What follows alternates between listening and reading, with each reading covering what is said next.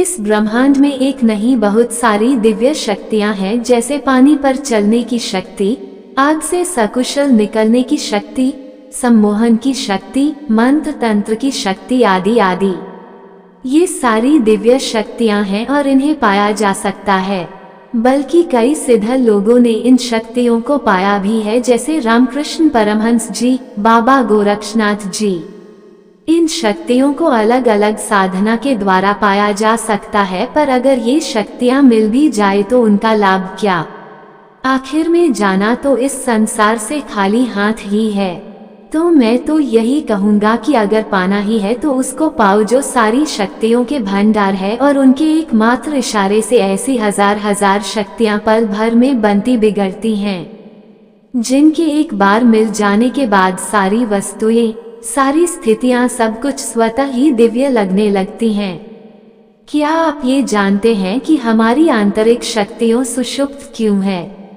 उत्तर यह है कि हम अपने आप को ही भूल चुके हैं कि मैं कौन हूँ। यह एक बहुत बड़ा प्रश्न पूरी दुनिया के समक्ष है। अभी वेस्टर्न साइंस ने इसमें बहुत सारी रिसर्च कर ली है और जारी भी है, जिससे वह इतना समझ गए हैं कि हम शरीर नहीं है, एक इटरनल एनर्जी है, जिसे भारतीय संस्कृति में आत्मा कहा जाता है। जैसे ही हम अपने आप को भूल कि मैं आत्मा हूँ, हमने अपने आप को शरीर समझना शुरू किया, उसके बाद हमारे सारे एक्शन ही बदल गए। हमने शरीर की आइडेंटिटी से कर्म करना शुरू किया, शरीर की शक्ति को ही अपनी शक्ति मनाना शुरू किया।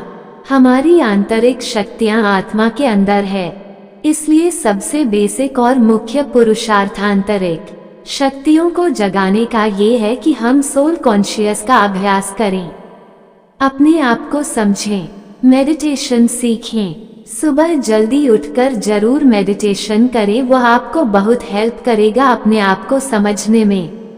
जैसे हम अपनी शारीरिक डाइट का बहुत ध्यान देते हैं, वैसे ही अपने बुद्धि की डाइट का भी बहुत ध्यान दें, अर्थात शुद्ध, पॉजिटिव, शक्तिशाली कंटेंट ही ले। अशुद्ध, नेगेटिव और व्यर्थ बातों से हमारी बुद्धि कमजोर होती है, आत्मा का विजडम गिरता जाता है, हमारी कॉन्शियस की आवाज बंद होती जाती है।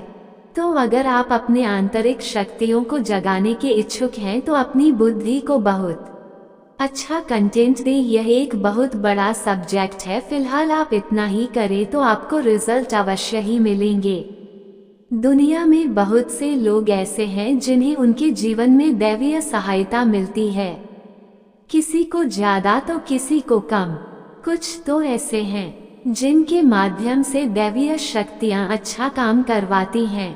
सवाल यह उठता है कि आम व्यक्ति कैसे पहचाने कि उसकी दैवीय शक्तियां मदद कर रही है या उसकी पूजा पाठ प्रार्थना का असर हो रहा है। इन संकेतों से हम इसको महसूस कर सकते हैं। एक, अच्छा चरित्र। शास्त्र कहते हैं कि दैवीय शक्तियां सिर्फ उसकी ही मदद करती है जो दूसरों के दुख को समझता है, जो बुराइयों से दूर रहता है, जो नकारात्मक विचारों से दूर रहता है, जो नियमित अपने इष्ट की आराधना करता है या जो पुण्य के काम में लगा हुआ है। यदि आप समझते हैं कि मैं ऐसा ही हूँ तो निश्चित ही दैवीय शक्तियाँ आपकी मदद कर रही हैं। आपको बस थोड़ा सा इस बात पर ध्यान देने की जरूरत है कि आप अच्छे मार्ग पर हैं और आपको ऊपरी शक्तियाँ देख रही हैं। 2.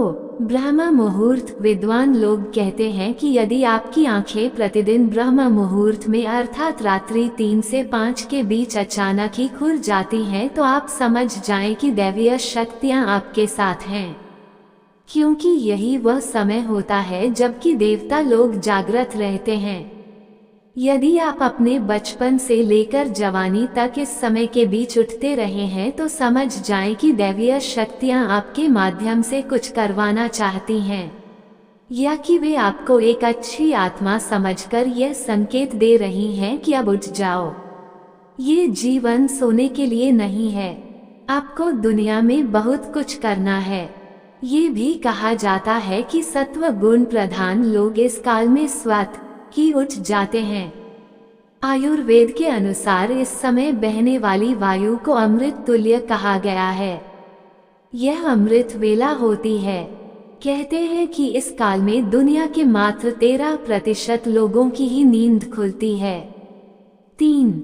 सपने में देव दर्शन। यदि आपको बारंबार मंदिर या किसी देव स्थान के ही सपने आते रहते हैं, सपने में आप आसमान में ही उड़ते रहते हैं, या सपने में आप देवी देवताओं से वार्तालाप करते रहते हैं, तो आप समझ जाए कि दैवीय शक्तियां आप पर मेहरबान हैं। 4. पूर्वाभास। यदि आपको आने वाली घटनाओं का पहले से ही ज्ञान हो जाता है या आपको पूर्वाभास हो जाता है, तो आप समझ जाए कि दैवीय शक्तियों की आप पर कृपा है। इसी प्रकार के धार्मिक विचारों की जानकारी प्राप्त करने के लिए हमारे चैनल को लाइक और सब्सक्राइब करें। धन्यवाद। हर हर महादेव।